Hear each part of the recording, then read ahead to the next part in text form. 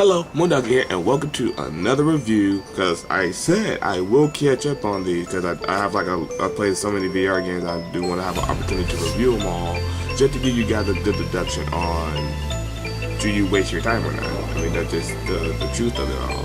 Because I mean, obviously, it's one thing to look at a game, but it's another to actually play it. So hopefully, it's not saying it's going to persuade you to play it, but this is give you the insight that you need to know that you may or may not commit your time to it. So with that, let's jump right in.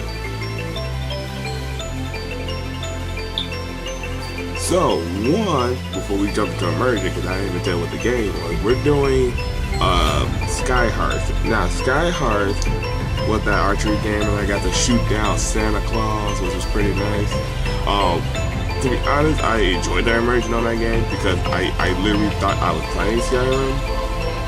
And as we were shooting birds, and you know, they put a tutorial of it, I was like looking for like any type of like anything gonna happen, a orc gonna pop out of nowhere, or a giant whatever, which I kind of hope that did happen, like had like just random spawns of God knows what. I think that would have been really cool. But for what it was still pretty good because I like archery games, so that really that really sold me on how I saw the game. And then, like I said, it is funny because after you get done killing, I turned around the birds. It's almost like kill birds. Hello, honey, I'm home with dinner. So I thought that was really funny. And then, come on, who did not enjoy getting the opportunity to shoot down Santa Claus, which I more or less failed. I got Dasher and Prancer, but that's about it. That's all I got. I couldn't shoot Rudolph. He was at the head of the pack. He made sure he couldn't get shot. But I really enjoyed the immersion of it. I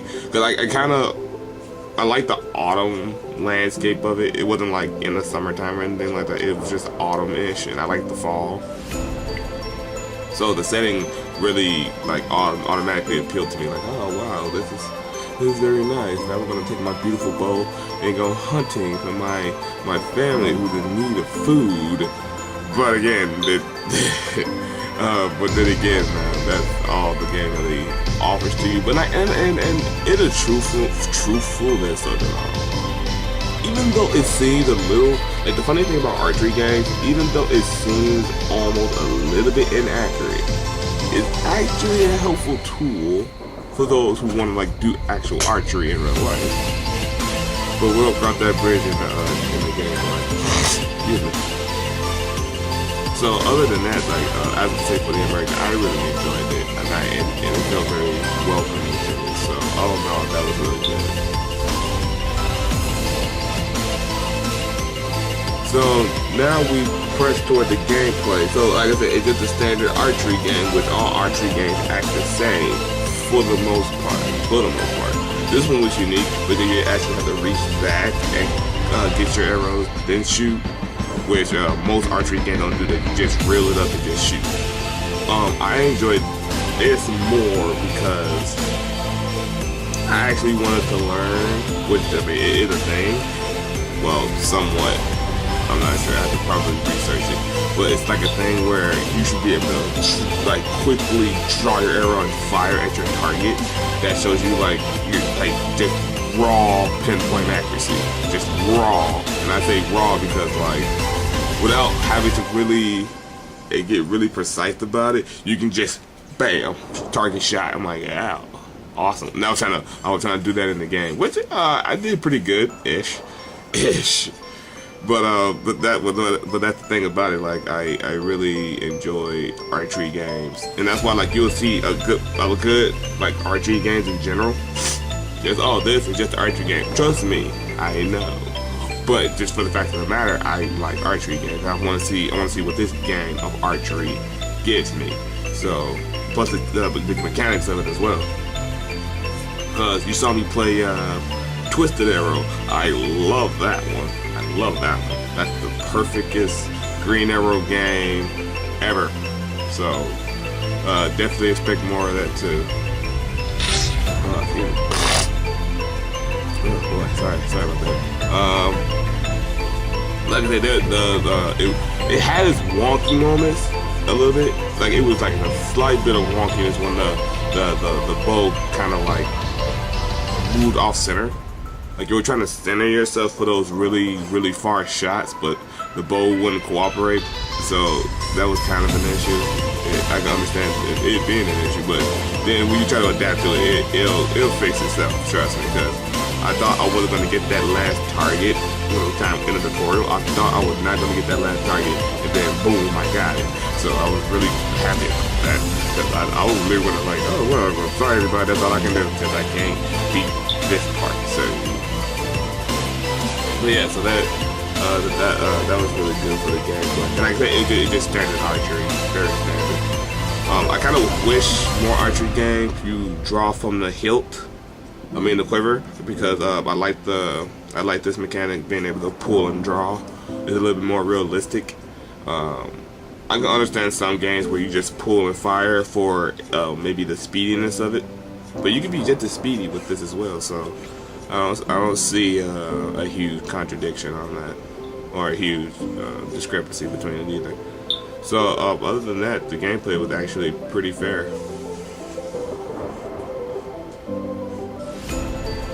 So now, as for the context of it, which, like I said, well, to be honest with you, I don't know what they were going for when they made that game, to be honest. I guess it was like Duck Hunt, but it's archery. Like, just to be on the real note about that, it was just probably just, hey guys, I want to do something. And then, well, and somebody in the corner was talking about Duck Hunt, and the other people in this corner were just sitting here looking like, like, people already did Duck Hunt. What can we do with Duck Hunt? Like, I don't know why they're talking about Duck Hunt. I don't know, man.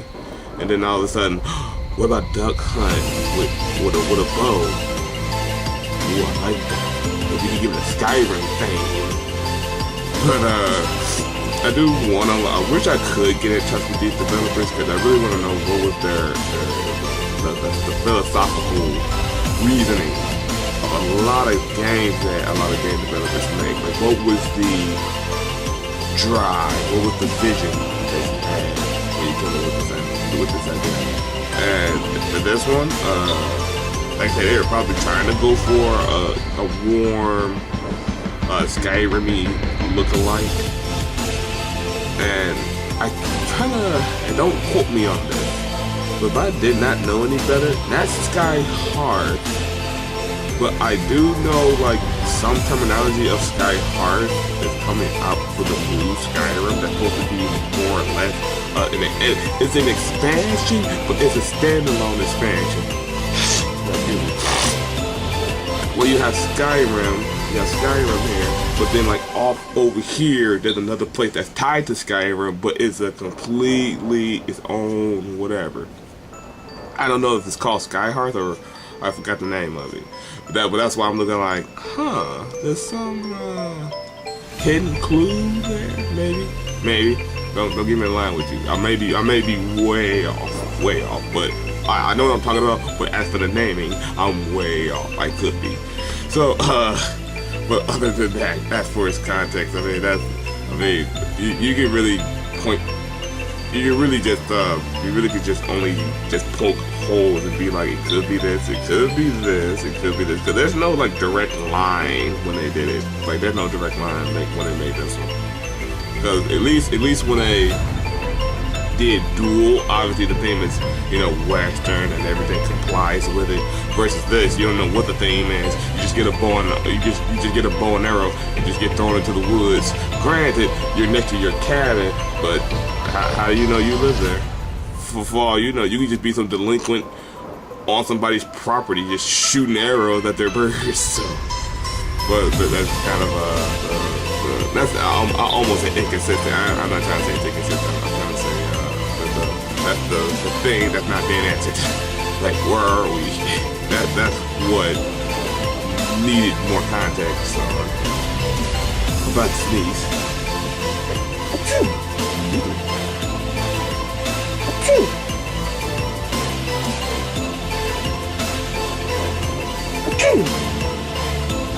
I always sneeze in 2 degrees, I swear. That is annoying. And then my eyes water. Let me know who sneezes and then their eyes water. Because am I the only one?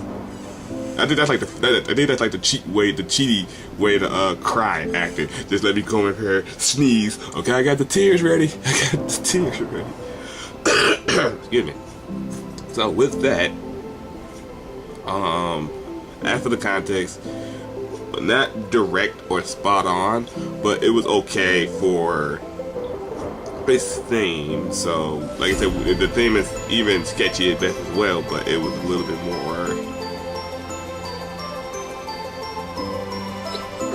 Well, that's a focal. Oh God! Sneezing in 3s and 4s now.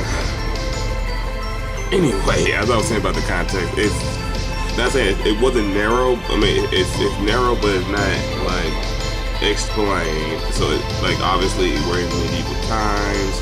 We're in. You see the mountains. Ooh. So we're probably somewhere up north.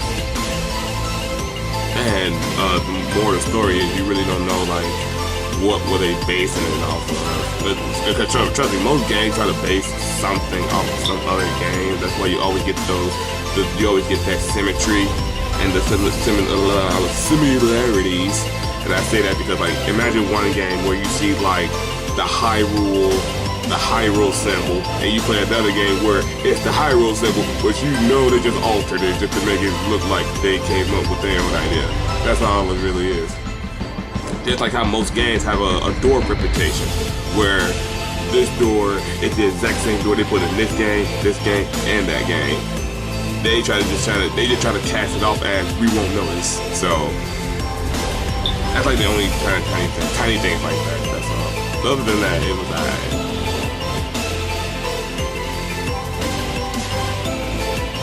And now we're back to our game overall. Sorry, the sneeze got my nose was running because of the stupid sneeze. Anyway, overall, is it worth replaying? I mean, to be really honest about it, like, I wouldn't mind replaying an archery game, but the problem is there will always be a better archery game than the other one that you have. And that just kind of just drives you to the point of, well, I won't play that one no more because I got this archery game which is 10 times better, and it has like way better gameplay mechanics. So no, I wouldn't play that game again. So for me, probably not. But for you guys, probably yes, because you probably actually get a kick. One, you probably can't afford some of the archery games. Sorry about that. That's just a notification on my computer. You probably can't afford those archery games that you want to play. So, Skyhearth is a free game, so you can actually play that one at your leisure. Versus in the other ones, like Twisted Arrow, you have to pay for that one. What else? Hollow Point, I think that's another one. But yeah, there's some archery games that you do have to pay for. So just keeping that in mind. Moving forward.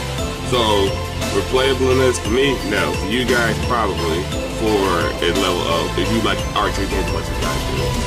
Other than that, I really hope this review really helps you guys and deducting whether you or not you want to play this game whenever you decide to get a VR game. And this is now. I don't know if this is, that's the part I don't know. I don't know if this is exclusive to just the HTC Vive, but that's the perspective I'm talking from. I'm talking from an HTC Vive perspective. For those who have Oculus or decide to get Oculus, your guess is just good as mine, because there's a sad little competition between the two, which, to be frankly honest, I believe there shouldn't be no competition between the two, where like the games are almost practically similar to each other, and it's more or less just IP. It's more or less a permission of IPs. That's it. That's literally it. Like if Steam come up with one game, and then Oculus came up with one game, they're practically almost similar. It's just the fact that the IP is different. That's it. So it's whatever. And yeah, there may be a correlation that one is better than the other, but in the end phase, it's just, why are we competing, to be really honest about it? So like I say, it's no real competition, because It's already, the standard's already been set. HTC Vive is high standard, high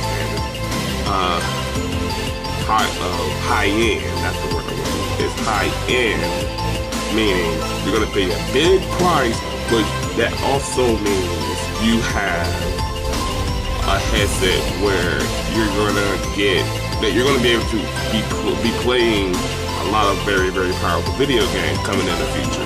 I mean, look at VR Skyrim and Fallout. That's a very, very powerful game to be playing on your computer, especially in VR. So be grateful. I don't think Oculus got that game. So Oculus is trying to do their own thing. Like I said, it's not really a competition here because it's already been established. They're high end. Oculus, on the other hand, not as high end. So it's more for the consumer to make sure that enough of you guys are able to pay for it. But then again, it already comes down to the quality versus the quantity of games that are playable. Same goes for the PSVR, but we're not going to talk about that. So with that said, everybody, thank you all for watching, and please continue on watching. And as always, I'll see all of you when the next moon rises.